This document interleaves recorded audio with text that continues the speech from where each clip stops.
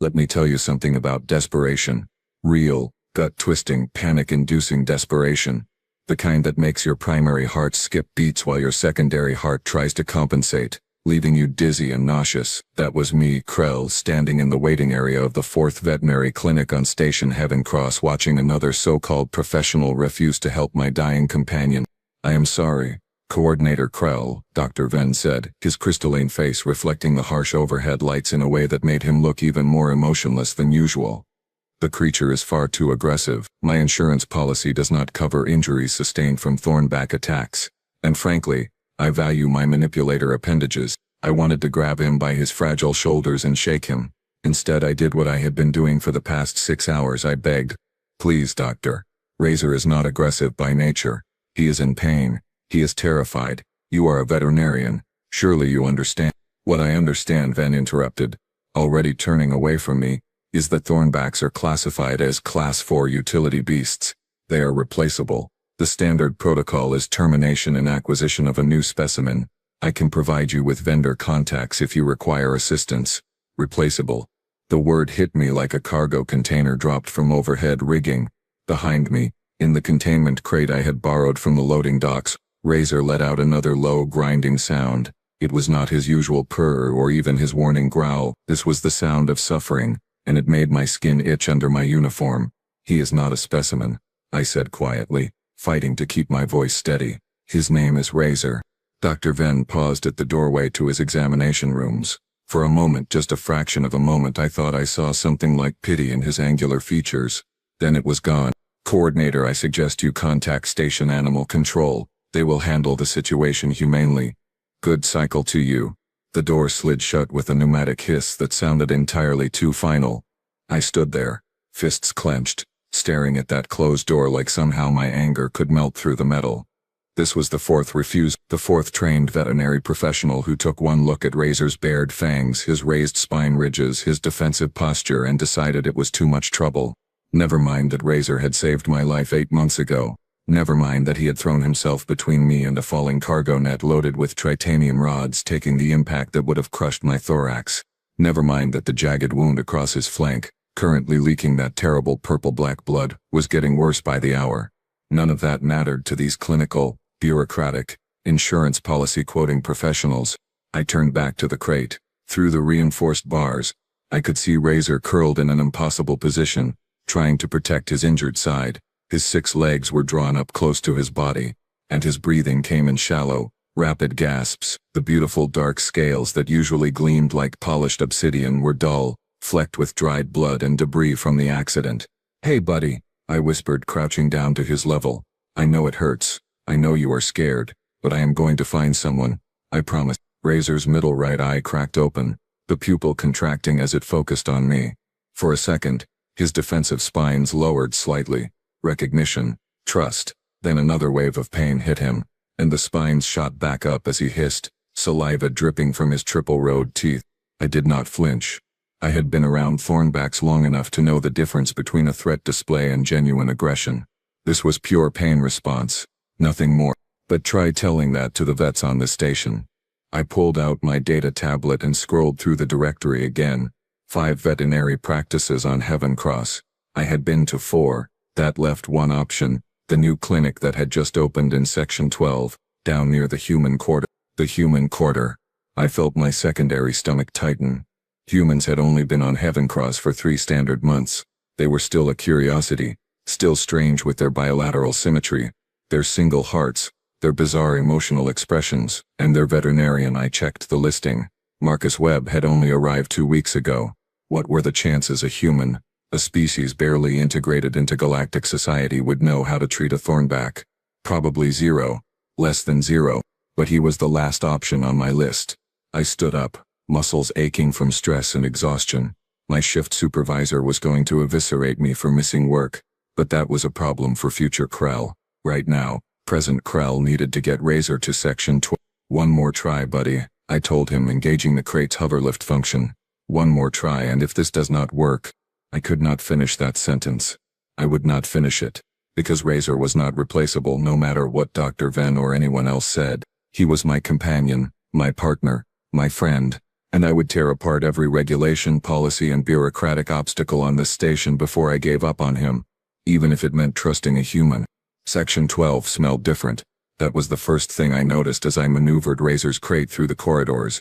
The air recyclers here carried traces of something organic, almost plant-like, mixed with what I could only describe as controlled chaos. Human spaces always felt more cluttered than other species areas, packed with unnecessary decorative items and odd color choices.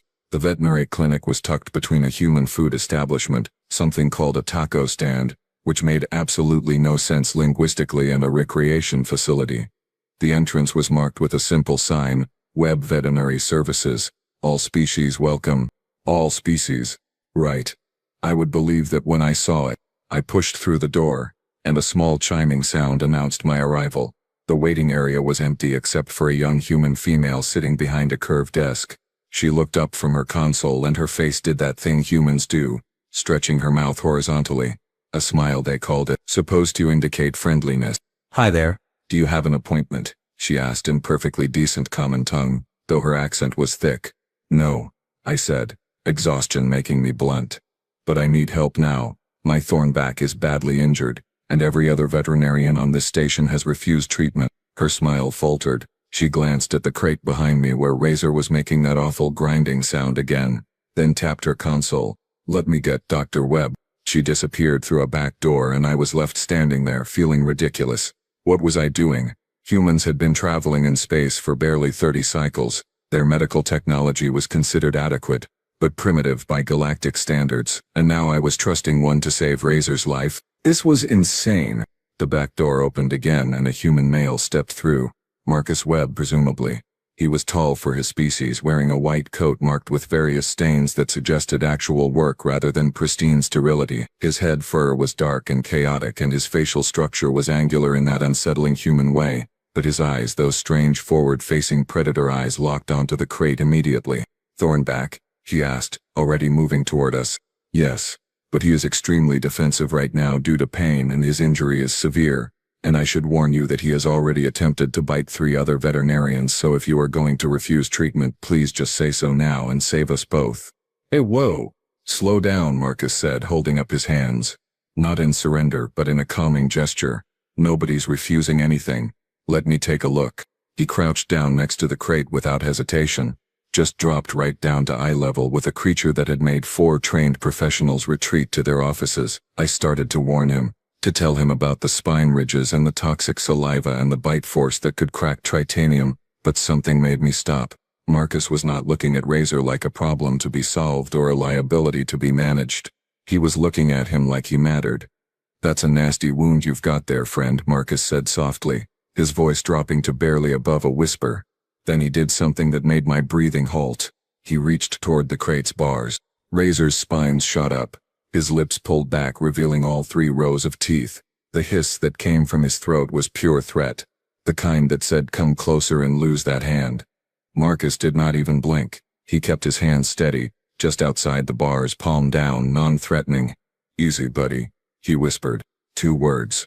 That is all it was. 2 simple, meaningless words in that strange human accent. And Razor stopped hissing. I watched, dumbfounded, as my companion's spine slowly lowered. Not completely, but enough. His breathing shifted, became slightly less frantic. One of his middle eyes focused on Marcus's hand, tracking it, analyzing it. "That's it," Marcus continued in that same quiet tone. "I know it hurts. I know you are scared. But we are going to help you, okay? I promise." Razor's defensive posture eased another fraction. Marcus looked up at me, and there was no arrogance in his expression. No smugness at succeeding where others had failed, just calm competence. "Let's get him inside," he said. "We need to work fast. That wound is infected, and he has probably lost a lot of blood. Can you help me move the crate?" I nodded, unable to form words, because somehow, impossibly, this human had done in 30 seconds what 4 trained alien veterinarians could not do in 6 hours. He had earned Razor's trust. The examination room was smaller than the sterile chambers at the other clinics, but somehow it felt less intimidating. Marcus had converted what should have been cold institutional space into something almost comfortable. There were images on the walls, photographs, I realized, showing various Earth creatures. Some looked absurdly soft and harmless. Others had teeth that rivaled Razor.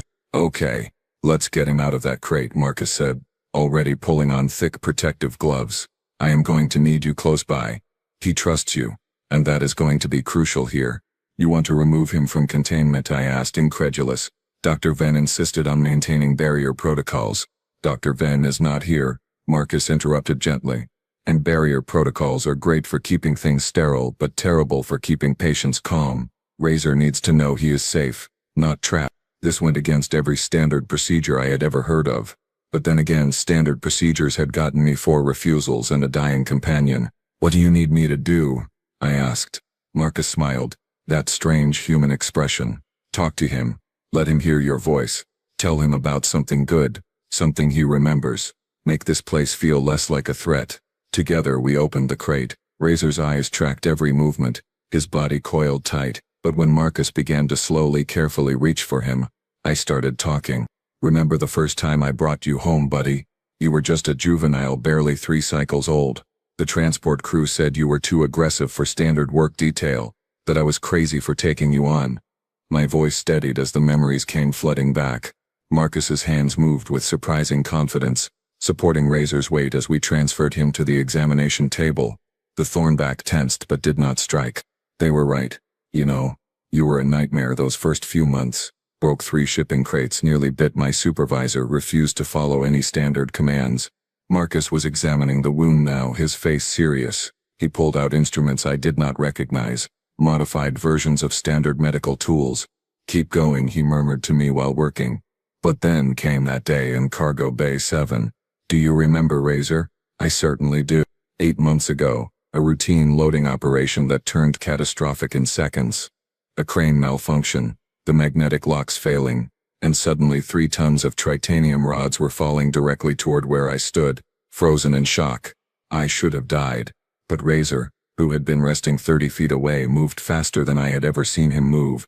He slammed into me, knocking me clear, and took the impact himself. The cargo net caught him across his right flank, tore through scales and muscle, but he did not even cry out until I was safe. That was when I understood. Thornbacks were not classified as Class 4 utility beasts because they lacked intelligence or emotion. They were classified that way because most people never bothered to look deeper than the teeth and spines. You saved my life, I whispered, watching Marcus work. So now I save yours. That is how this works. Marcus glanced up at me, something unreadable in his expression. On Earth we have a saying. A dog is man's best friend. Most people think it is about dogs being useful, guarding property, hunting, herding. But that is not it at all. He was cleaning the wound now, injecting something that made Razor's muscles relax slightly. Local anesthetic, probably, but a formula I did not recognize. It is about loyalty that goes beyond logic, Marcus continued, his voice calm and steady as he worked. A dog will love you even if you are broke, angry, scared, or lost. They do not care about your status or your job title. They care about you. That bond, that connection is something humans figured out thousands of years ago. The other species think we are foolish, I said quietly. Sentimental, inefficient. Marcus laughed. Actually laughed, while his hands performed delicate surgery on tissue that was already starting to necrotize. Yeah, we get that a lot. Humans are too emotional, too attached to things we should see as tools. But here is the thing nobody else seems to understand. He paused to adjust his instruments, carefully removing damaged tissue while Razor lay surprisingly still, his breathing more even now. That emotional attachment? It makes us better at this. When you care about a patient, when you see them as a person rather than a problem, you try harder. You think more creatively. You refuse to give up even when logic says you should. I watched him work, fascinated despite my worry. His techniques were completely unorthodox. Instead of the standard sterile field approach, he maintained constant physical contact with Razor, one hand always resting gently on an uninjured portion of the Thornback's carapace. Every few minutes, he would speak softly. You are doing great, buddy. We're almost done. Just hang in there. Like Razor could understand the words. Maybe he could. Maybe that was the point. Where I come from, Marcus said, beginning to close the wound with some kind of bioadhesive mesh. We had animals we called horses. Big, powerful, absolutely capable of killing a human with one kick. But people still climbed on their backs, trusted them completely. And you know what? The horses trusted back. That seems illogical, I said, but my voice lacked conviction. Probably, Marcus agreed. But some of the best things humans do are illogical. We make friends with wolves and turn them into dogs. We bring cats into our homes even though they are basically tiny murderous predators. We rescue injured birds, rehabilitate orphaned bears, and yes, we refuse to give up on a thornback that every logical person says is too dangerous to treat. He stepped back, examining his work. The wound was closed, treated, and already showing signs of stabilization. Razor's breathing had normalized and his spines were almost completely flat. He is going to make it, Marcus said simply. And just like that, the crushing weight I had been carrying for 6 hours lifted. While Marcus monitored Razor's vital signs on a portable scanner, I found myself unable to look away from those photographs on the wall. Now that the immediate crisis had passed, my mind was racing with questions. That one, I said, pointing to an image of a small furry creature with enormous eyes. What is that? It looks completely defenseless. Marcus glanced over and grinned. That is a cat. Specifically, that was my cat, Pepper. Had her for 16 years back on Earth. Total menace. Knocked everything off counters, brought me dead things as gifts. Screamed at 3 in the morning for no reason. I loved her completely. But what was her function? I asked, genuinely confused. Function? Marcus looked at me with that peculiar human expression that suggested I had said something absurd. She did not have a function. She was family. The door to the examination room slid open, and the receptionist poked her head in. Dr. Webb, there are several people in the waiting area asking what is going on. Word apparently travels fast around here. Let them in, Marcus said casually.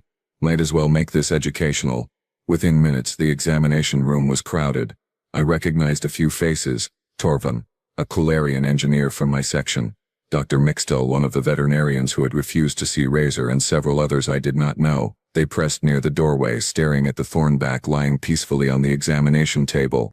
Impossible, Dr. Mixtel whispered, her scales flushing orange with confusion. That creature was feral 30 minutes ago. What sedatives are you using?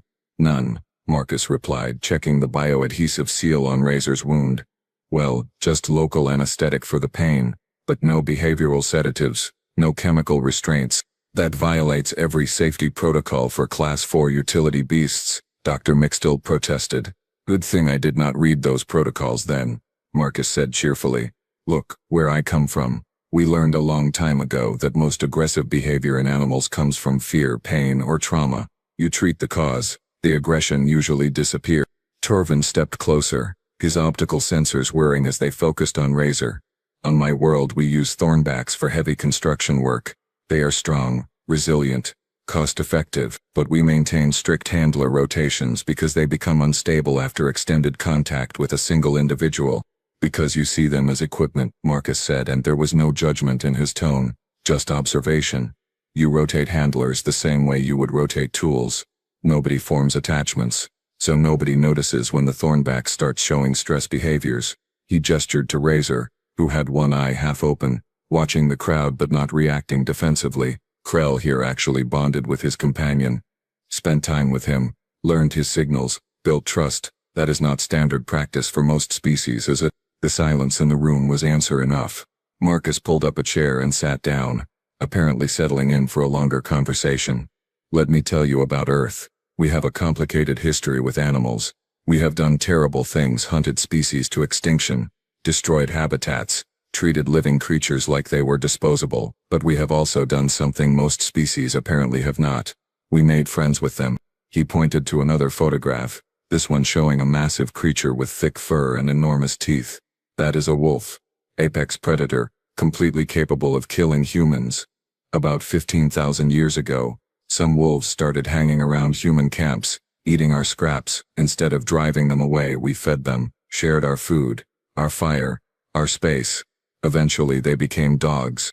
That seems dangerously inefficient, Dr. Mixtel said. Feeding a predator that could turn on you at any moment. Yeah, probably, Marcus agreed. But here is what happened instead. Those wolves helped us hunt, protected our children, warned us about dangers, and in return, we loved them so completely that today there are over 300 breeds of domestic dogs. We bred them for every purpose imaginable: herding, guarding, tracking, rescuing people from avalanches and burning buildings, but mostly we bred them just to be companions. I thought about Razor lying there, calm and trusting despite his pain. The other species think I am foolish for caring about him. The other species are missing out, Marcus said flatly. He turned to address the crowd. Humans have service dogs that help blind people navigate. We have therapy animals that comfort sick children. I once treated a parrot that is a bird that lived with the same human family for 60 years. 3 generations grew up with that bird. When it finally died, they mourned like they had lost a family member. But why? Turvin asked, genuinely confused. What is the evolutionary advantage of forming emotional attachments to other species? Marcus was quiet for a moment, thinking. Maybe there is not one. Maybe it is completely illogical. But I will tell you what I learned in veterinary school. We studied Earth's history. Back before we had modern technology, humans who had animal companions lived longer.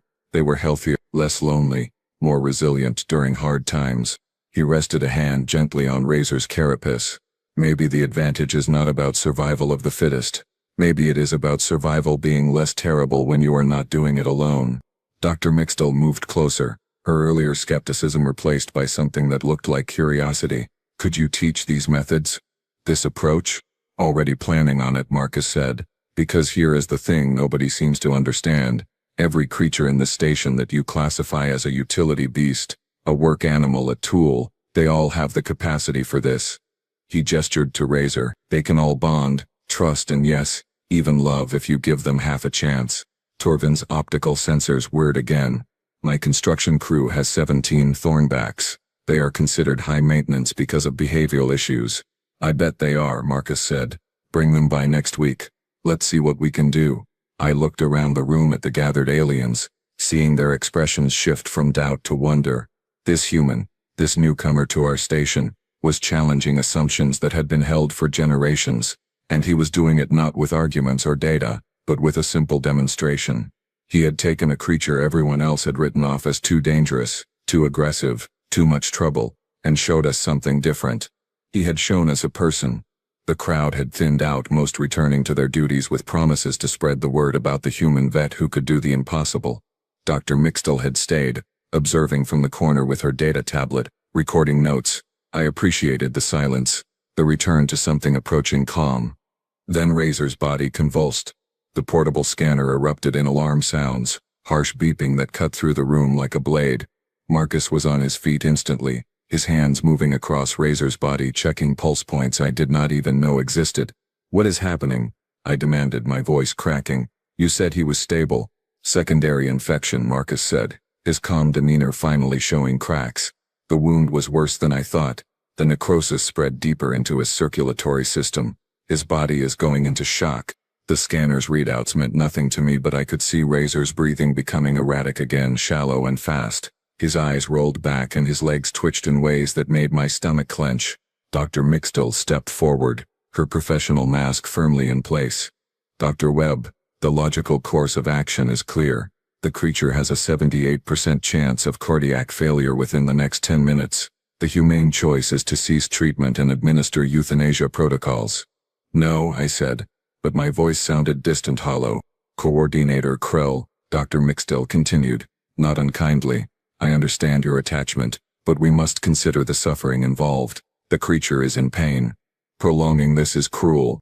Marcus was not listening to her. He was pulling out equipment, setting up what looked like a transfusion system, his movements quick but precise. I need antibiotics, broad spectrum, highest grade you have, and synthetic blood, something compatible with silicon-based biology. We do not stock such materials for Class 4 animals, Dr. Mixtel said. The cost alone would be— I have them, Marcus interrupted, pointing to a storage unit. Top shelf, blue containers. Move. Something in his voice made Dr. Mixtel obey without further argument. She retrieved the containers while Marcus continued working, inserting lines into Razor's circulatory system with the kind of precision that spoke of years of practice. The probability of success is below 15%, Dr. Mixtel said, reading her tablet. Dr. Webb, surely you understand the mathematics here. The resource expenditure for such minimal chances. I do not care about the mathematics, Marcus said, and for the first time since I had met him, there was an edge to his voice, sharp, almost angry. This is not a calculation. This is a life. All treatment is calculation, Dr. Mixtel countered. Risk versus reward, cost versus benefit. That is medicine. That is one kind of medicine, Marcus shot back. On Earth we have another kind. The kind where you fight for every patient, every single time until there is absolutely nothing left to try. Razor's vitals dropped further. The beeping became a nearly continuous whine. I felt my legs go weak and I had to grip the edge of the examination table to stay upright. Krell, Marcus said, not looking away from his work. I need you to talk to him again, right now. Same as before. He cannot hear me, I whispered. Look at him. He can hear you, Marcus insisted. Trust me. Talk. So I did, even though my voice shook.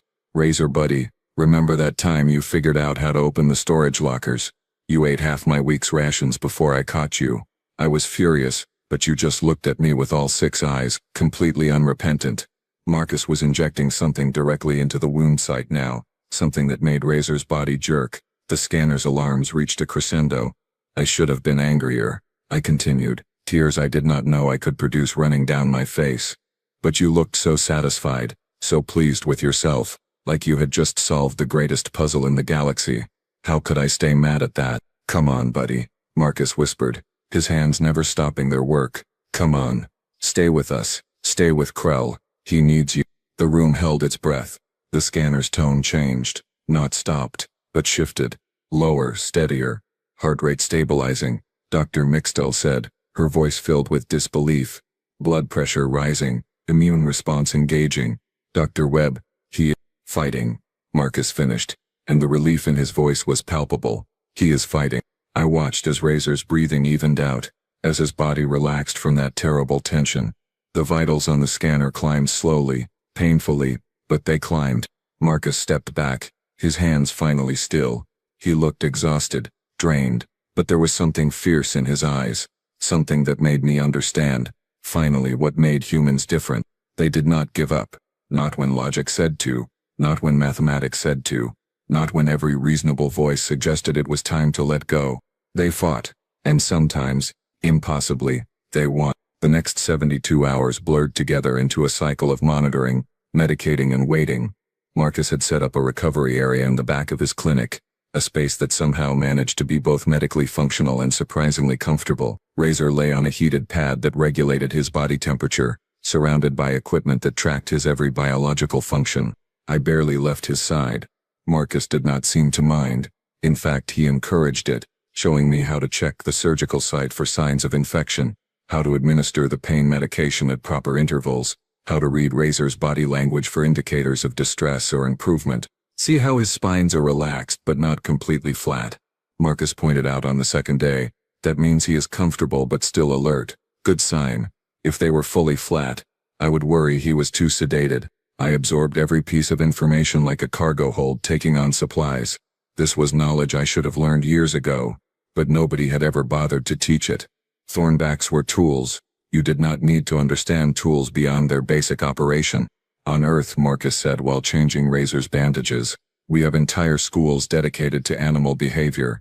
People spend years studying how different species communicate, what they need to thrive, how to build trust.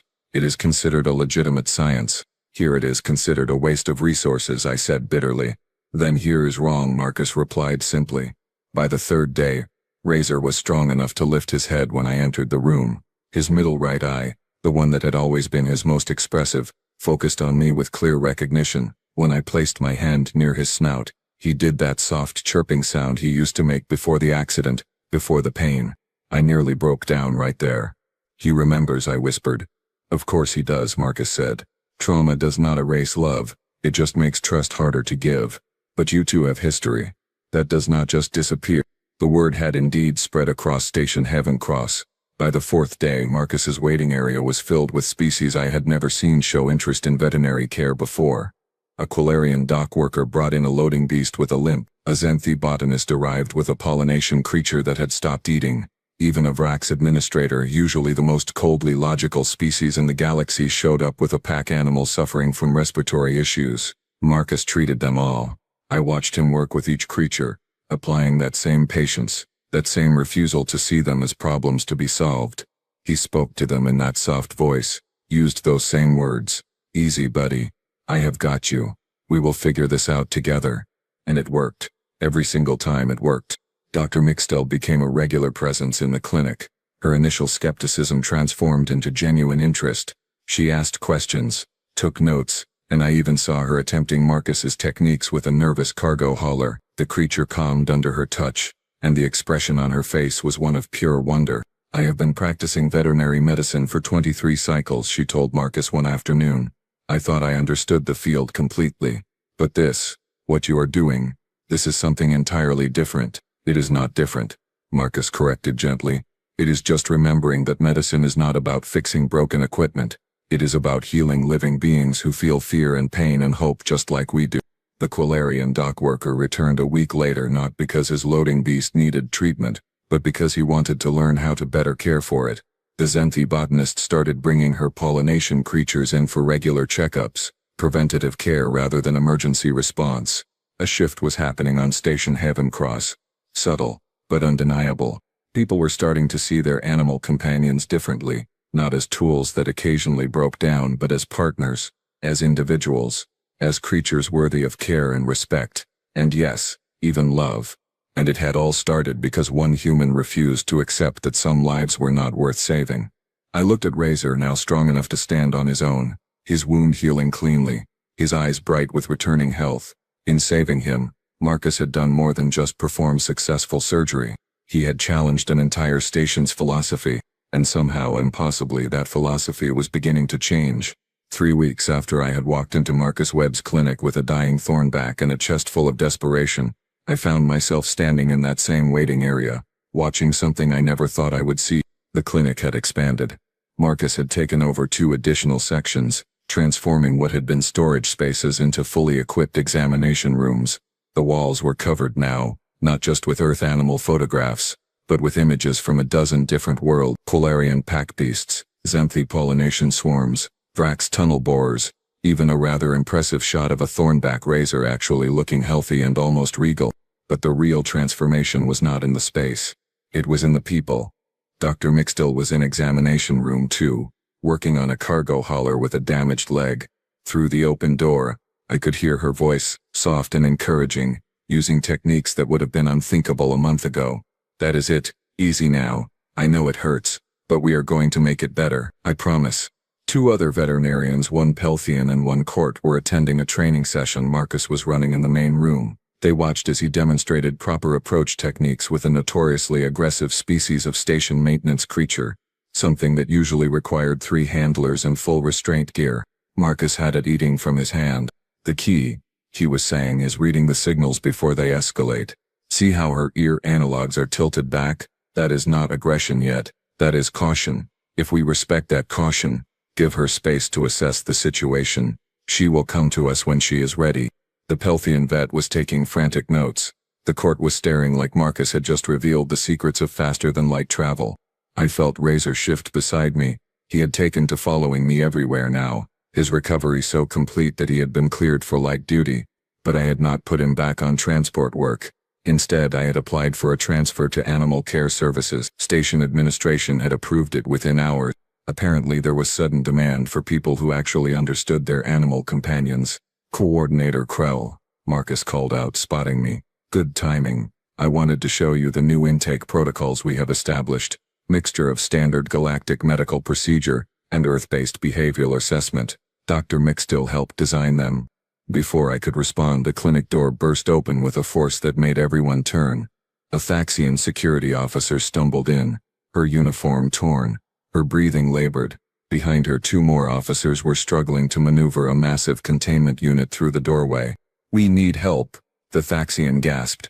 One of the waste processing creatures went feral, attacked 3 workers before we could contain it. Command wants it terminated immediately, but I thought, maybe, if anyone could. She trailed off, looking at Marcus with desperate hope. I moved closer to the containment unit and immediately understood the problem. Inside was a Scrather, one of the large insectoid creatures used to break down biological waste in the station's recycling systems.